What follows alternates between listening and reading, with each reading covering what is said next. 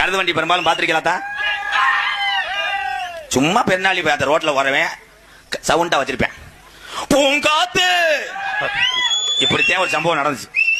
அந்த வயலை அறுக்க போகும்போது அந்த வயக்கார பொம்பளை, அப்போ நீச்ச தண்ணியை குடிச்சு விட்டு ஓட்டுப்பு, உனக்காக என் புருஷனை கூட நாட்டுக்கோழி அடிக்கலையா, நீ வயக்காட்டை அறுத்து விட்டு நாட்டுக்கோழி சமைச்சு வச்சிருக்கேன், அது சாப்பிட்டு விட்டு எவ்வளவு நேரம் ஓடுச்சுன்னு கணக்கு பண்ணி என் புருஷன் சந்தைக்கு போயிட்டு வந்துருவார், வாங்கிட்டு போடான்னு சொல்லியிருக்கு. பாவம் என் பாட்டை சத்தமா போட்டுக்கிட்டு அந்த பொம்பளை பின்னாடி இருந்து சுத்துக்கிறது அறுத்தது.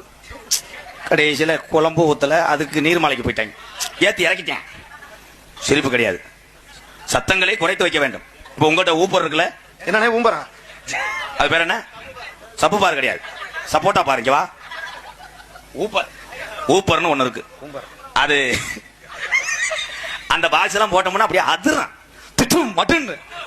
அதை போய் ஒரு சண்டாலா போய் ஒரு கிழவன் கட்டிலுக்கு கீழே வச்சுவிட்டு போட்டிருக்கேன், அவர் விழுந்து முளை குச்சியில அடிச்சு 108 வந்து இப்படி தூக்கி இப்படி உட்காண்டப்பட.